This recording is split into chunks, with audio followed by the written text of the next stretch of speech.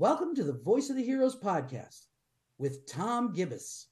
Whatever. It's all going to be a drag. What's good, everybody? Welcome back to the Voice of the Heroes podcast. I am your host, Fleeboy Jetson, and with me is my co-host, Hidden Rose. Hidden Rose, let them know where they can find you at real quick. What's good, everyone? It's your boy Hidden Rose. You can find me on YouTube at Hidden Rose, also Twitch. I do some anime reactions at _ Hidden Rose. Yep. See you guys there.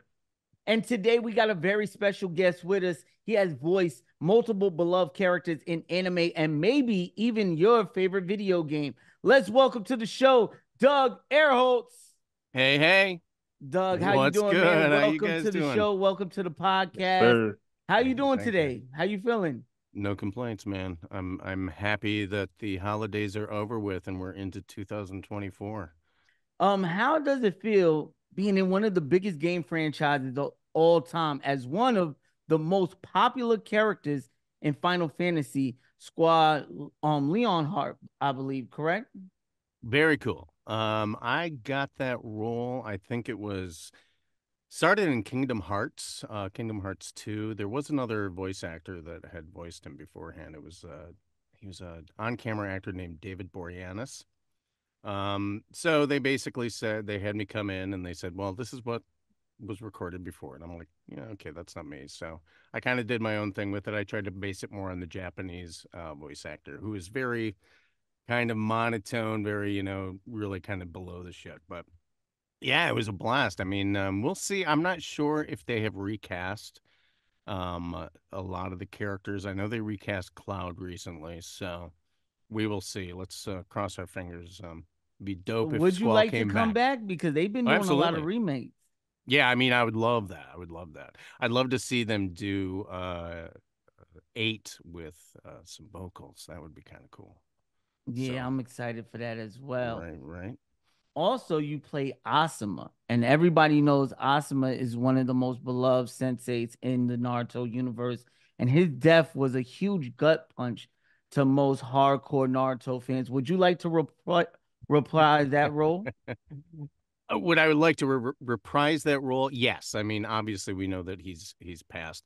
He has come back a couple times with, I think, reanimation jutsu and stuff like that. But, I just recorded something about 6 months ago for a Naruto game that came out, which I think they had Connections. every one of the characters come back. Yeah. And, yeah, I mean, it was one of those things where the day that I discovered that Asuma was passing the day I went in to record it.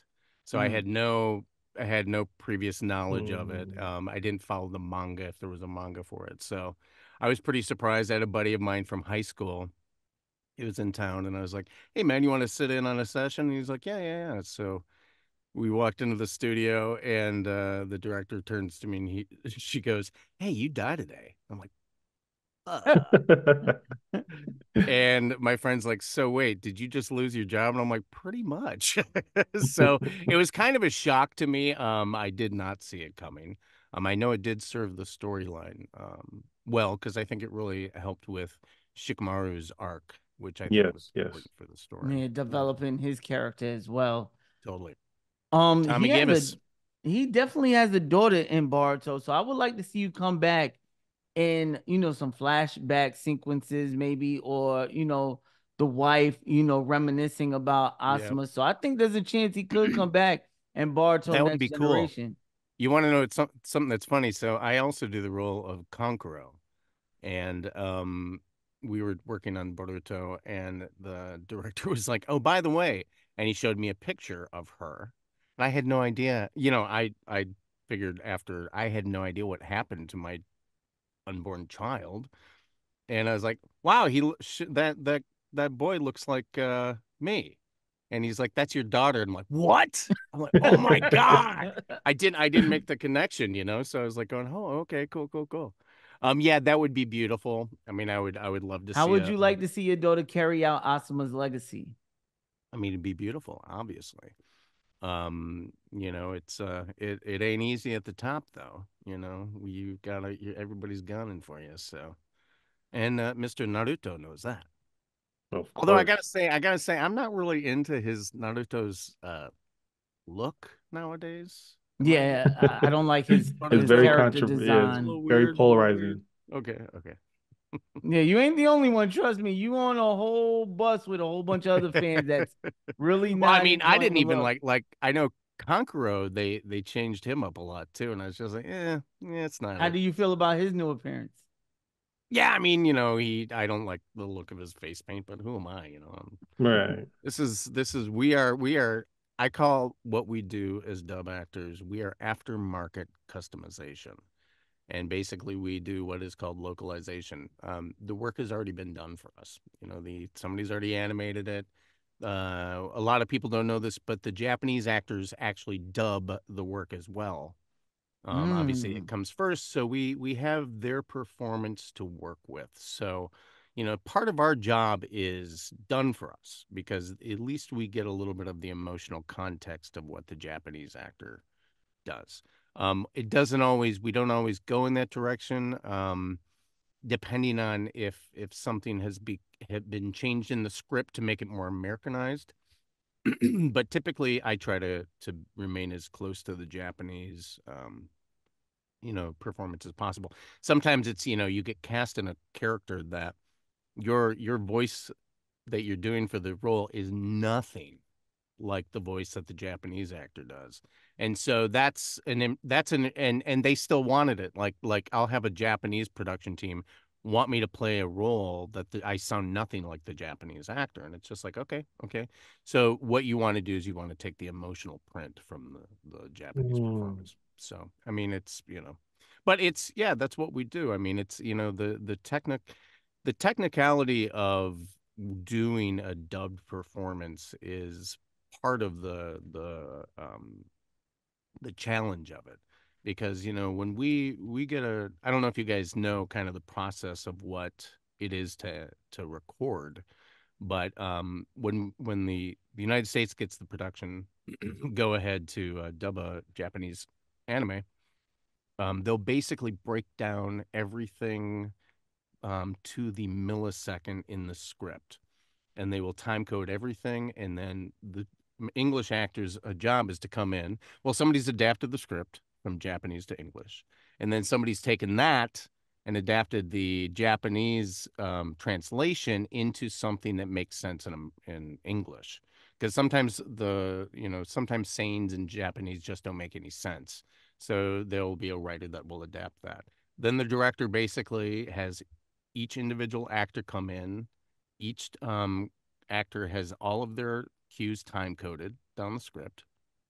We're in there by ourselves. We're not recording with anybody else. It's where I am right now is where I record most of my stuff. Right, right. So This is that's where the I money. record That's the most of my money stuff. room right there. Right. So this is basically it. I'm performing with this setup right here with the Zoom. This is what we do. And I'd be watching like Mr. Jetson here, and I'd be watching you, and you'd be the video, and I'd be trying to lip sync with your performance. You know what I'm saying? So Mm. it's a very More intimate difficult than it situation when it's sounds. just one person, but you don't really get to work off the performance of another actor. So that's one of the bummers of it, but it's fun. Sometimes when it comes out, you're just like, I did not realize the intention of that scene, because you Mm. only get to see The facial stuff. expressions of Well, the you only get to character. see your scenes, because they only Mm. Mm. record your scenes when you go into record. So you don't really know, you don't hear the other actors reading opposite you, and you don't really know the source of the story until you see it on the other side, which is Right, kind of a right. trip. You're just like, oh, I had no idea. So Did you follow along when the anime came out? Did you watch your performances? I didn't.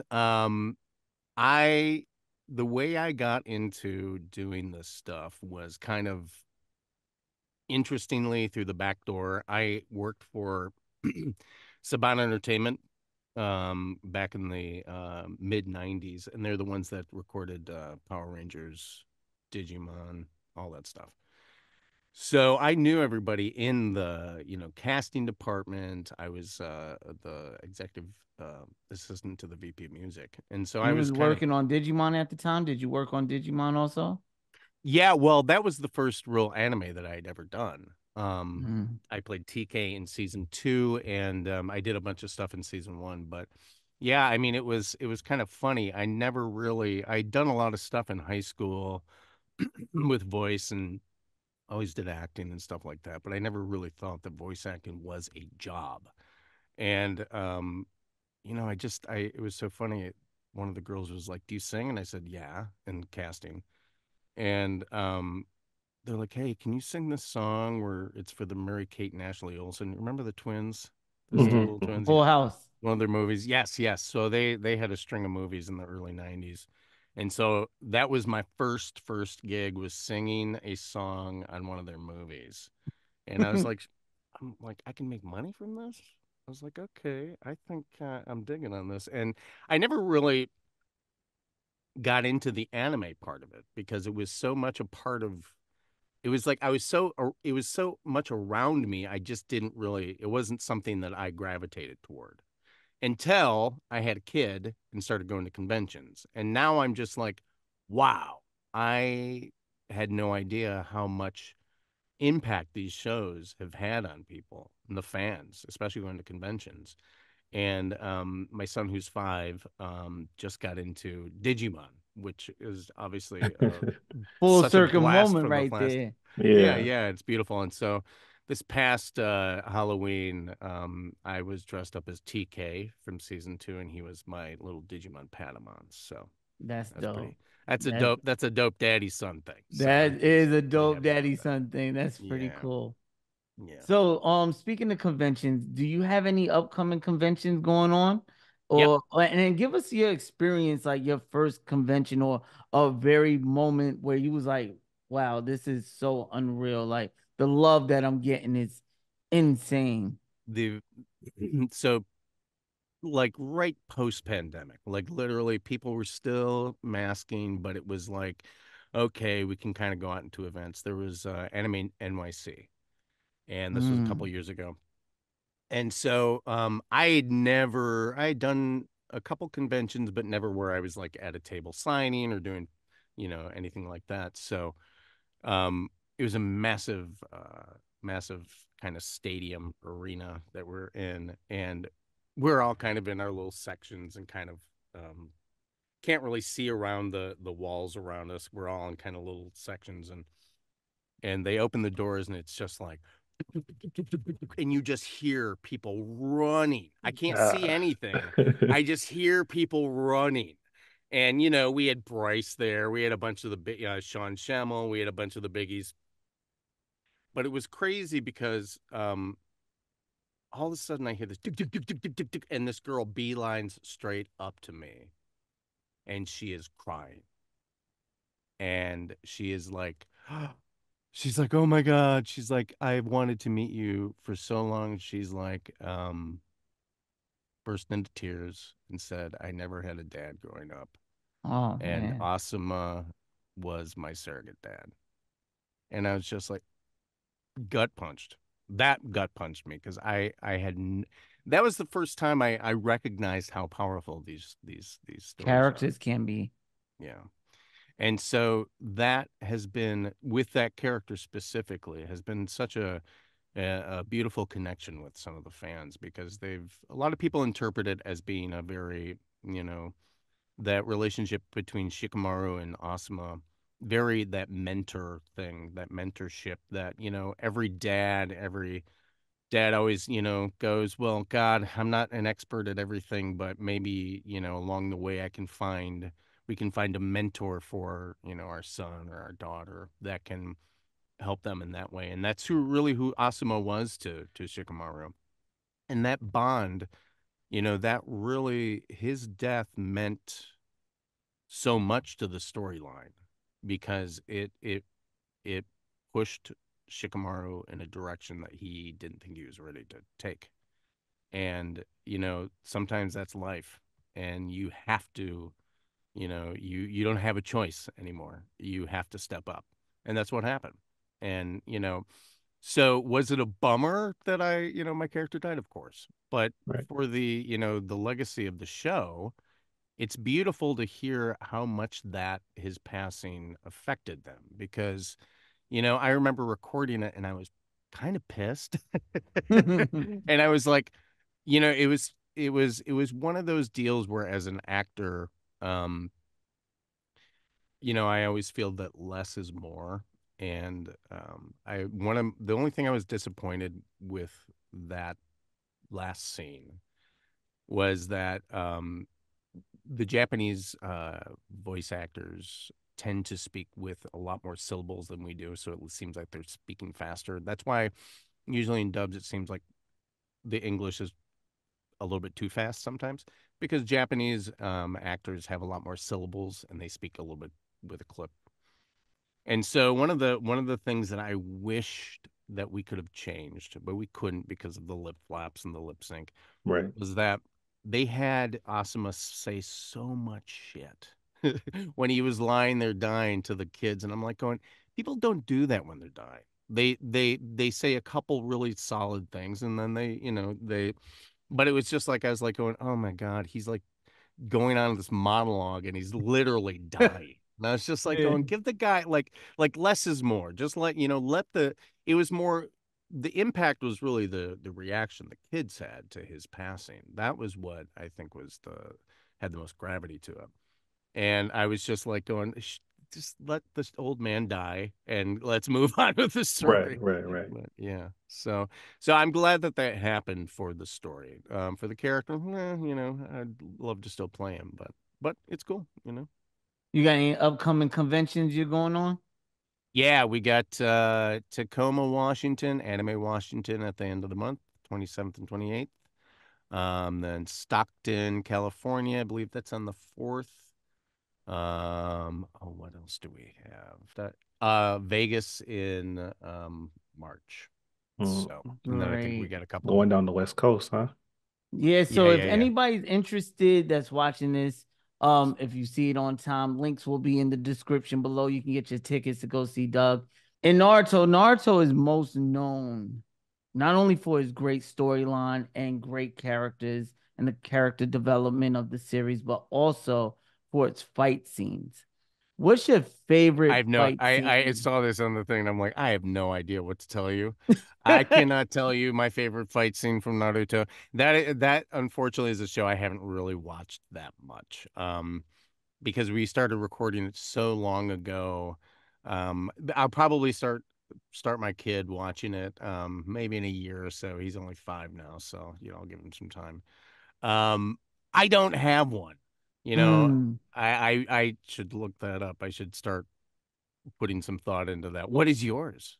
Let me ask you that. Mine's is the Rock Lee and Gara fight. I think it's one of the best fights Uh, to Okay, to okay, be in the Naruto verse.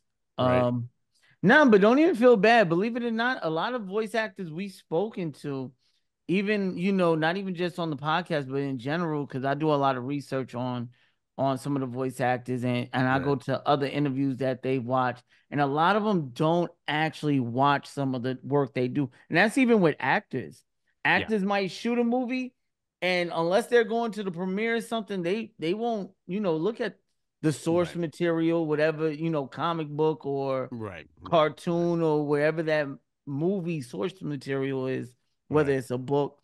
They might just go right off the script, go in, do their job, and I mean, that's kind of, I mean, and that's unfortunately that's kind of part and parcel to what I was explaining before, was that when we go in to do our performance, we don't always understand the full story, because the directors, our job is, you are there to get your work done as your character.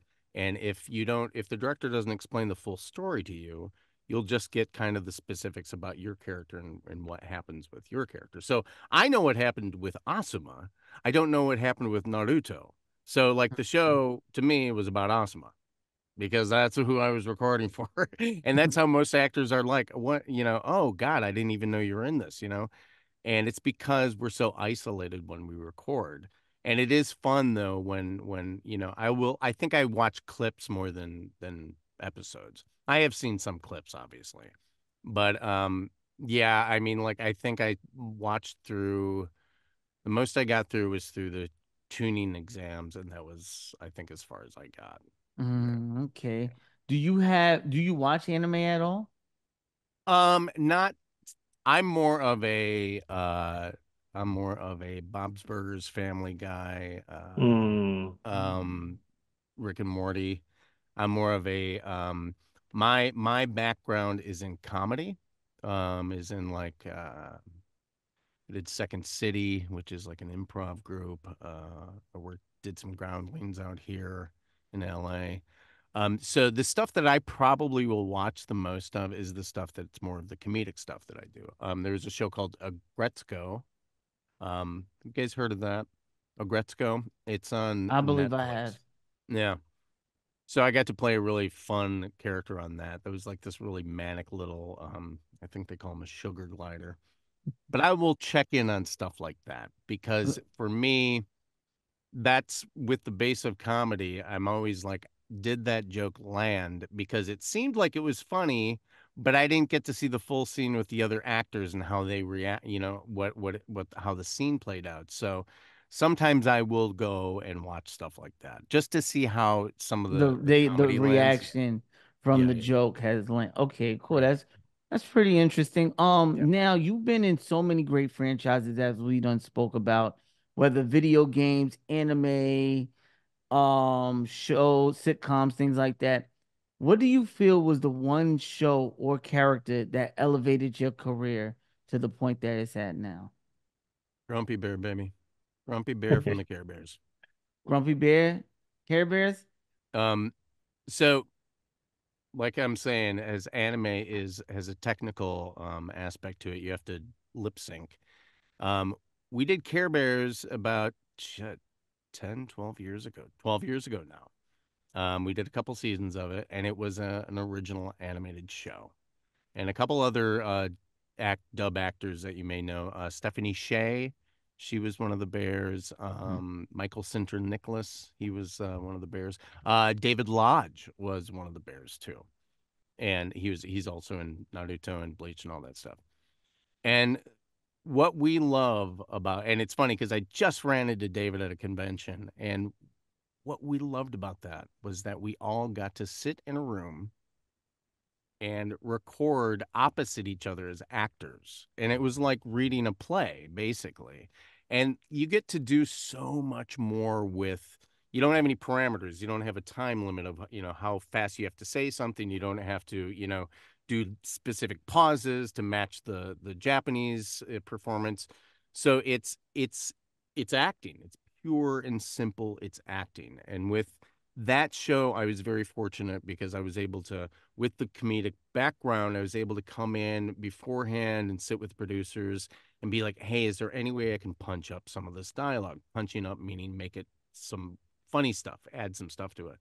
And so I was able to get involved with that. And that for me was just to be able to really that's creating a character. Obviously, Grumpy Bear from the Care Bears was an established character from the 80s, but to be able to develop a character on your own and not have all these things that you kind of have to, check. But here's a character that you get to go and do your thing with. And that's the most gratifying for a voice actor, for an actor, period, is to be able to create your own character and to be able to play off of other actors. So I could hear the passion in your voice when you was talking about Asuma's death, how you wish you could have did the rework of his death when you was like, man, right. it would have been so good to say less, but really got to Yes. act that part out. Right. Exactly. And whatever. I mean, it is what it is, and you got to just know that, you do the best you can to make it make sense to the English speaking audience. That's what I got a job to do, and that's what I'm hired to do. I'm not hired to fucking bitch about the Right, right. story. Yeah. So Cool. So, I mean, kind of like just going into what you were just talking about like how you're able to bring some of these characters to life with some of the ideas that you have. Like, what is your favorite aspect to voice acting? Just, something that you just, well, I'm doing it for so many years. Like, what keeps you going? again, it's whenever I get a character that has some comedic elements to it, that's my jam. Yeah. There was another big franchise called JoJo's Bizarre Adventure. Have you guys heard of that? Yeah, Yeah. yeah, yeah. Yeah. So I played a Matter of fact, I character. don't mean to cut you off, but our co-host She had a great question for you. She couldn't be here today. She Okay. really wanted to, but she asked, "Would you cosplay as that character I mean, with the hair and so the all?" character is Jean-Pierre Polnareff, and he's this boisterous, very flamboyant Frenchman. And the funny thing is, you would think I could almost jack my hair up high enough to do that high top, but I can't. I'm not. I'm not going to grow this shit out the back. But yes, maybe. I mean, it's been requested. I don't know where I'm going to get that tube top singlet thing, but if somebody wants to send me, I do have to say the best cosplays for Polnareff I've seen have been women. The dudes never really, unless you're like super buff or something. It's just like it doesn't. So we'll see. Maybe. I did do Asuma back in the day when I had just the Amish The little chin strap. strap. Yeah, yeah. Yeah. I did have a headband somewhere around here, but I'm not sure where that went. So Rose, what you got, man? All right. So, I mean, a lot of the stuff that I'm about to ask is you kind of talked about it a little bit before because we did notice that when we do talk to these voice actors, like you said, you just get the script. You don't know nothing about the material, nothing about where it's coming from. You just go in, you do Right, your thing, and then you may or may not check it out. right. But has there been something where you've read and then you've like gone back and like, okay, I actually kind of want to see where this story is going, or like, okay, that was pretty cool. Is there any like thing that you worked on where, like, okay, let me go back and read the story? Like, is there anything that you're invested in as far as that goes? It's funny because there is one character I did that I had recorded and I kind of forgot about, and then I started seeing cutscenes pop up all over YouTube. And I was like, I watched it, I was like, oh my God, I loved my performance in this. And it was because I loved playing the character. Hmm. It was Hazuma from Blaze Blue. I'm not sure if you guys are familiar with that. The It's Yeah, another yeah. video game. Yeah. But and somebody in the comments had said, well, here's anime Joker. And it was kind of my version of Joker. I mean, to be honest, the guy had green hair and they kind of based him on the Joker anyway. Right. But yes, I did check that out. That was fun for me. Anything that really, I get to go a little bit off the rails with is always I'm more of a character actor than anything else. Hmm. And for the longest time, I was like, I'm not booking leads on these things. I'm not booking leads. And I never had that young guy, that young super, the hero voice. Yeah, That's yeah. the Bryce and that's the guys like that. But I have really dug into doing these, fun character voices. They're kind of fun. And Polnareff from JoJo's was a lot of fun too, because he started out as this kind of douche bag, which I play rather well apparently, and he ended up being kind of the comic relief, which was so much fun for me to play. So that was a blast to play him. Whenever I can, insert a little bit of comedy, I always try to. Speaking of like, just like, characters and like things that they be saying, and I'm curious to know, like, out of all the characters, because you've done a lot of characters, a lot of series, movies, video games, is there anything that you voice acted like a quote from a character that has stuck with you all these years, or maybe like a favorite quote or something like that? Um, I did come up with a quote for a character. He's never said it, but I sign a lot of prints. Kankuro, do you guys know Kankuro from Yes, Naruto? Mhm. yes, yes. So he's the puppet master guy. Very sarcastic So, guy, uh, quips and pump it up, bitches. That's one of my quotes that I gave That's him what you from put on myself. your signature when you sign. Yeah, pump it up, bitches. Yeah. So, I can see him say um, that actually. there's the one of the quotes that Funko Pops are a big deal. I see you've got Naruto in the back there.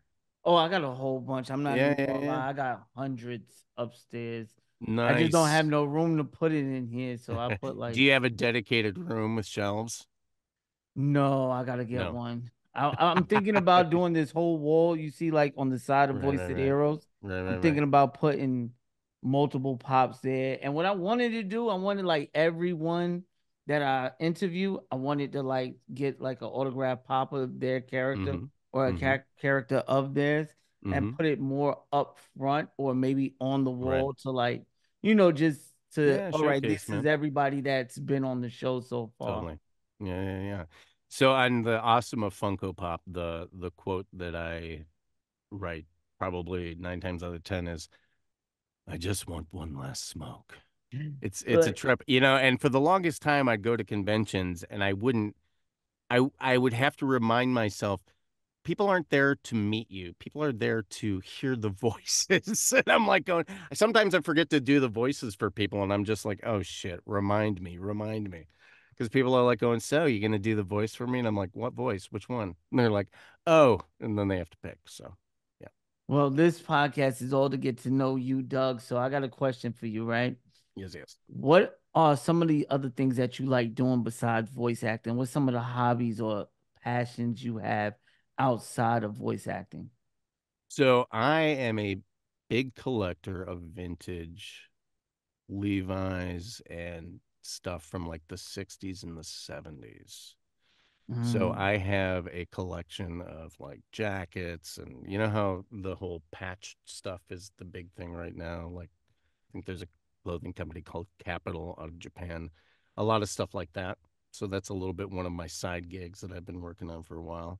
I am actually personally developing a couple of my own shows as well. So Ooh, Oh, nice. I have uh, an adult animated series that I'm working on. I have a feature length film series, hopefully, that I'm working on. And then I have another kids show that I'm developing too. And I've been working on these. that's I'm awesome. actually developing the characters, and I'm an artist. So that was kind of my first love, was design and art. And I ended up with a degree in college with creative advertising. And instead of that, I said, I'm not going to pursue that. I'm going to be an actor. And here I am. So, Here How you cool would are. it be to not only develop your own show, do some of the dialogue for it, the writing, oh yeah, no, I mean, directing? if I'm doing these shows, I'm the lead in these shows. That's kind of the point. You know what I'm saying? Yeah, It's like nah, if that's what I'm Yeah, you the saying. man. Be if the you want lead, to, the if writing, you have to directing. be it, yeah, you have to be an owner of your own shit. That's the bottom line. I am not making money by recording a voice for a Japanese cartoon. That is not where you make your money. You make your money producing. You make your money developing shows and writing and doing that kind of thing. It's not an easy trans to when for the longest time anime actors were not given a lot of credit, really, when it came to the being voice actors. And a lot of that has changed, really, since the advent of streaming, because now so many people are familiar with anime that it has become elevated to, it's almost more accessible, and people watch anime more than they do American original cartoons now.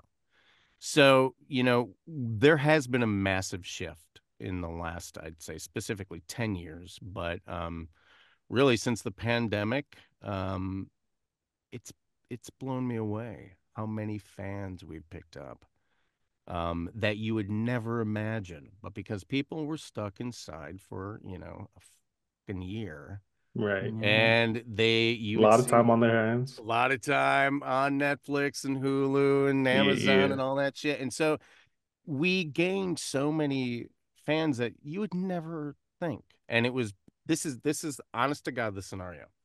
9 times out of 10, this would happen. A granddaughter or grandson would introduce their grandparents to the shows over the pandemic, or the mom and dads would introduce the shows to the kids, and you would have families coming to these conventions. And that was the biggest trip. It seemed like from grandmas to granddaughters, being rocking the Naruto shirts and everything. I'm just like, oh my God, like 80-year-old grandma, totally into that stuff. And so that's Nah, I when could understand that's that. when, yeah, yeah. And so that's when it was like, wow, we're finally, anime voice actors are finally getting a little respect. So it's dope. I like that. Yeah, because that's how I got into Naruto through the pandemic. And Yeah. Okay. believe it or not, my son introduced me to Attack on Titans. There you And then go. I started scrolling. I seen Naruto, picked it up, and I was like, I was hooked after that. And Yeah. that's what And created everything and the snowball effect of everything that I started doing, from the podcast to anime gaming to now we're here talking to Doug. Man, this is amazing. Rose, go ahead. I know you got a few more questions. Yeah, I'm curious as to like, so if someone wanted to be in a position to where you're at, where you've had so many years of voice acting, like what's like the best way to like get into that, and what kind of advice would you give to someone who's interested in, being a voice actor? yeah, don't do what I did. It's really, I am a fool because I fell into it and I didn't really pursue it. Um, but the best way to get into it is to take time and get used to your own voice. Hmm. Um, Learn to act first. Number one, everybody that I know that is a voice actor was an actor, like on camera or stage actor beforehand. Few of us just started voice acting. Although I do have to say that's not true. Steve Bloom never had any experience, and he was, I think, a delivery guy in Burbank. And one of the guys at the studio was like, "Geez, Steve, you got a great voice, and you want to read for some stuff?" And so that was like literally the one story I think that I know of that. Yeah, But most everybody else has, acting experience. So acting experience, get to know your voice, get to know what you want from voice acting. If you want to be an anime, if you want to do original cartoons, if you want to books on tape, there's a lot of stuff, narration, blah, blah, blah. And, as per the pandemic, everybody has access to equipment that you need to record broadcast quality stuff from home. I literally like it was so fortuitous because the pandemic kind of pushed a bunch of companies, production companies, to upgrade their recording stuff. So we could do a lot of remote recording. There's a couple shows that I do, like I do Bleach. I haven't gone to the studio once for the last couple series that we did.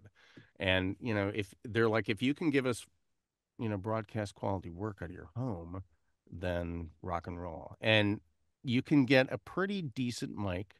You can get a pretty reasonable little interface and get some headphones and just listen to yourself. See, like you guys know what you sound like. So it's like that's half the battle. And once you get yeah, used to hearing yourself, then you get more comfortable with it. And if you want to get into acting, voice acting, I always say just practice and then right. put a demo together and send it to a agency and see if you can get some work booked. Pretty Gotcha, much. That's it. gotcha. You did mention Bleach, so I have Yes. two Bleach questions for you. The first one is I know that you played Gin Ichimaru Mm-hmm. back in the day and things like Mm-hmm. that. I don't know if you followed up all the way to where he actually had a big twist in his story. Are you familiar with his twist at all? Oh, you mean at the end? Yeah, yeah, Yeah, yeah, yeah. yeah, yeah. Well, you mean you're talking about the whole Eisen? The Aizen, Yeah, yeah, yes, yeah, yeah, yeah. yes. Well, something interesting about that. Hmm. I knew there was something up with Geen from the very beginning. Right. The way that they animated him with his eyes, I think his eyes opened maybe 3 times the entire series. Um, they always presented him as this snake. You always thought, or always like something sus about him. Right. And it was because he was basically hiding something the entire time. Yeah. And it was because of his lady and the way Eisen treated her that he was going to get revenge at the very end. And I didn't realize what exactly it was that he had that was a secret, but I knew he had one. And so Hmm. I always kind of tried to play it like that with a little bit of a, he never really was very he never really was very intimate with people. He was always kind of little, over here, and yeah. Yeah, So yeah. you never knew exactly what his intentions were. And that's what I thought was really intriguing about him. And then at the end, when that moment came where he basically turns on Aizen, I was like, oh shit, that was it. That was the twist. That was it. His And secret. yeah, it was Yeah, surprising, but it was like, okay, it made sense. And, yeah. him going out that way, I think was actually pretty boss. So, yeah. Mm. So with that being said, following up, you also got the role of Kisuke Urahara. Mm-hmm. So I know before when you were doing Gin, it was Mm-hmm. I believe Michael Lindsey used to be the Mm-hmm. old actor for that before his passing. So Right. with his legacy, how did you go into the role of Kisuke and just trying to capture, what Michael Lindsey did, but also bring your own flair to the Right. character? So that was a difficult situation that I was unfortunately thrust into that. In retrospect, it was a bummer because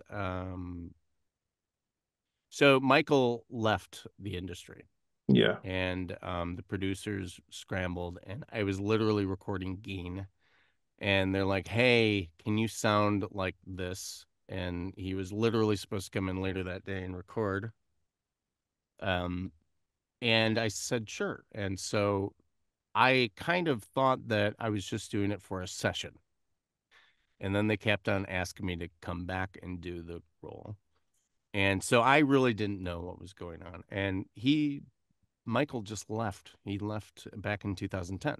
Hmm. So ever since then, they basically said, "Can you fill in?" And so it was one of those things that, I never suggest to anybody to do a voice match for any actor that has already preceded you because it's always going to turn out bad. It Yeah. usually does because fans are going to be upset because they don't know the reason why you replace them, but they just know that you're not that guy and they get pissed. Immediately after it had aired that I had done an episode, I started getting hate videos on YouTube. One such one was "Fuck you, Doug Erholtz," Oh and this man. guy was just going off about how pissed he was and how I ruined his favorite character and all this stuff. And I was like, okay, you're entitled to your opinion, but you don't know the situation. So I contacted the guy and I told him and I said, you can say whatever you want, but I said, here's the situation, and if you could please just take down "Fuck you, Doug Erholtz." My nephews and my mom come on YouTube once and every. So he Right, right, did. right. He figured out what the story was, and so for when you try to do a voice match for another actor, especially when they're around, um, it's a no-win situation. So I tried my best to kind of get the inflection and the kind of the syncopation of how Michael would record the character. And I think all the way up until the end of the first series, I was just literally trying to sound as much like him as I could. And it was really frustrating. It was really hard. Um, and then after that, once we wrapped the show, there were a couple video games and stuff like that, and it was kind of like I was like, well, okay, so I'm not attached to that specific show that he started. Yeah. So now I'm able to kind of branch out. And now that we're doing Thousand Year Blood War, um, I still use that print of, Kisuke's kind of like this, and he's kind of gonna go down and did boo. That's kind of his thing. He has this little fluid thing to him, and so I do try to keep that, but I also I put my own thing into it now. Yeah. It's the characters become darker. Um, Thousand Year Blood War is pretty gnarly, so that Yeah. makes Yeah. sense. But again, the fun part is he does have some comedic stuff, so that's a lot of fun. And I am stoked. Kisuke's getting a Funko Pop this year, so Yes, sir. yep. So, So yes. now that we talked about Bleach, there's also been, like you said, a resurgence of so many anime fans and so many companies are now just throwing so much content out there, whether it's Mappa or Wix Studios, and all these just flushing out multiple content. Are there any upcoming anime projects or ongoing anime shows you would like to work on? That I would like to work on. Maybe Attack on Titan. But I'm not sure if that's recorded in LA. I think that might be I think it might be finished. I think the Dallas. final Yeah, season. it's finished, so there Yeah. you go. Um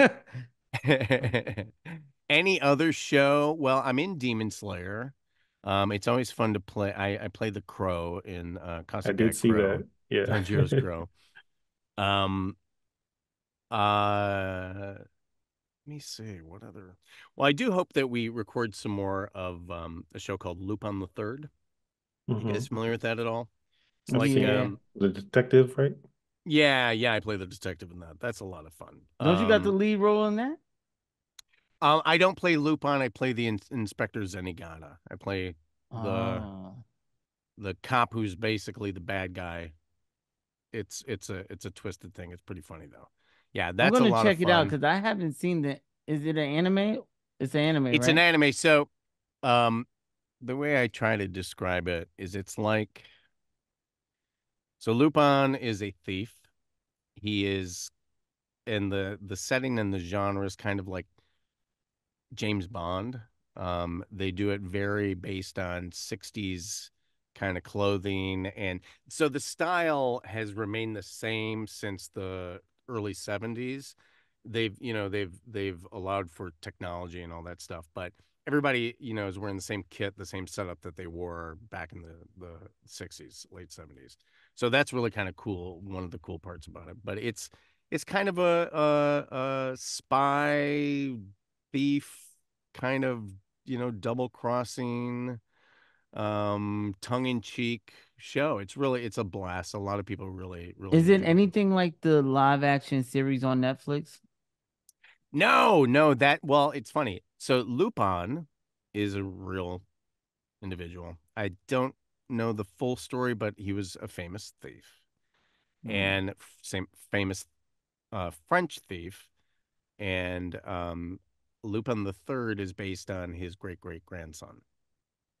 So that's the Oh. connection. Lupin in the live action show, I don't know. So I'm assuming I'm it's definitely gonna want to something check out the related. anime now because I'm invested on the Netflix show. So if they got an anime about Right. his great great It's grandson, not, yeah, it's not. I mean, I don't know. I think the Lupin that you're watching, I'm not sure exactly what is the storyline behind that one. He's a thief, right? basically a thief Yeah. type, a type character.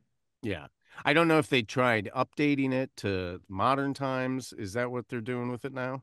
I think so. I've only seen me and my wife seen like 2 episodes, but because I haven't got much time to get around to. Been working so much, I haven't got around to a lot of TV time or downtime, as I would like to say.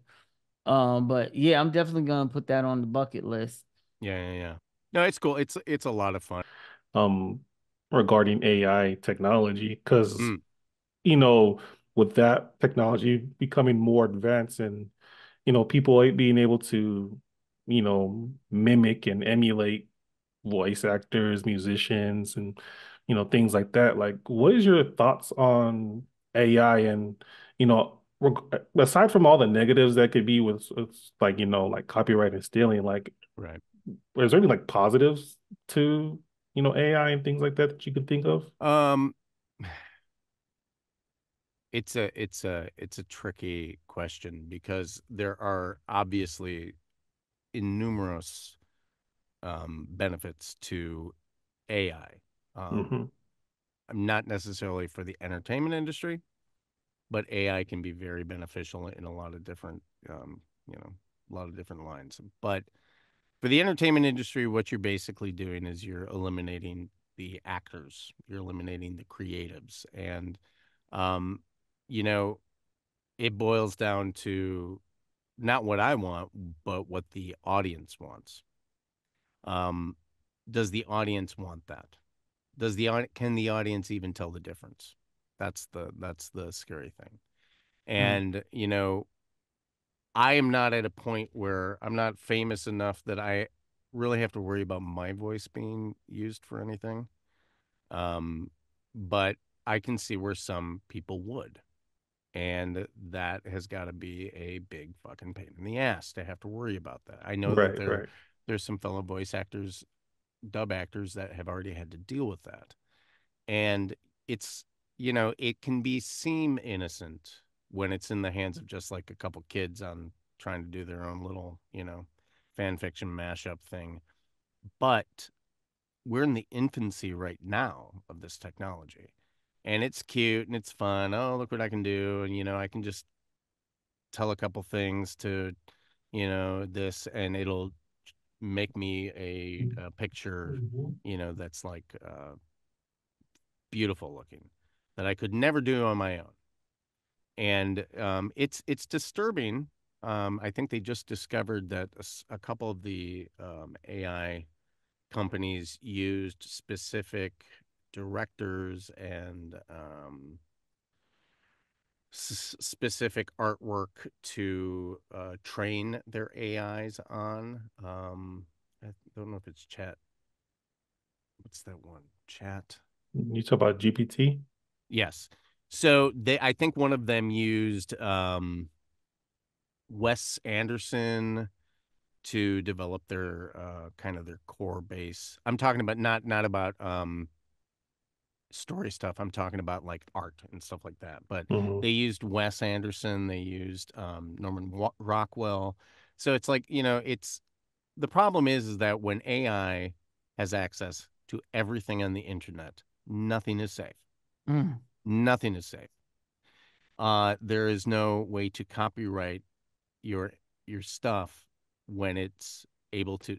Basically, AI just is tentacles out and takes whatever is available and makes an amalgamation of it and spits it out, and it calls itself original, which it is not. Right. But this is just one form of AI, just one form of it. It can be problematic, absolutely. Do I personally have to worry about it? Probably not. But again, some voice work might start drying up because it's easier to just program, use somebody else's voice print, and just have at it. That's what's alarming. Positives, yeah. I mean, there are many positives, but not in this industry, Not not in the entertainment industry. Right, I right. mean, for in the long run, you're basically eliminating creatives' livelihoods. So yeah, it sucks, but it can be amazing. So, I just don't want fucking Skynet to come down one day and Right. my voice is being used as one of the fucking Terminators. You can't use my voice. Too late, motherfucker. Well, thank you so much. This was a blast. Thank you, Doug, for coming to the show. Let Thank you, people know where guys. they can find you at on social media. I'm really easy. Doug Erholtz on Twitter and Instagram. Just write that in and you will find me. And I think I'm on Facebook also, too. I don't do much on there, but yeah. and also let them know what conventions you have coming up again. Yeah, Anime Washington, 27th and 28th. It's in Tacoma, Washington this month. And then we have Stockton, California, February 4th and 5th. And I believe it's March 22nd to the 24th. We have Anime Las Vegas, which is going to be a lot of fun. So. And all tickets will be in the comment section below in case you want to buy any of those. I'm going to go personally and get those links for y'all. And one more and you last guys thing. look out. I got to say, Kisuke Urahara Funko Pop's coming out. Yeah, look out for that. I'm Grubby trying to little get me hands one. on those. Bring them to me, baby. Matter of fact, if you ever come back on the show, hopefully it'll be right here. You got it. I got you. Let's do this. Now, also, one more thing, man. Is there anything you can tell us? Because we know a lot of things be top secret. Any upcoming projects you got coming out or working on? I can't. I literally just signed Hey, an I NDA. tried. Yo, yeah, I tried. I literally just signed an NDA. I'm going in to record something tomorrow I can't talk about, but Woo! yeah, I mean, there's always stuff going on, man. It's just have to be thank patient. you so much. It was a blast for coming through. Make sure y'all sign up to the Patreon to see the uncut version of this interview. And don't forget to like, comment, and subscribe. You are watching Voice of the Heroes podcast with Doug Erholtz, Hidden Rose, and your boy Jetson, man. I'll catch y'all next time. Make sure you love yourself, love others, and pass that love on. Peace. Sing it with me, pretty Cali, pretty Cali.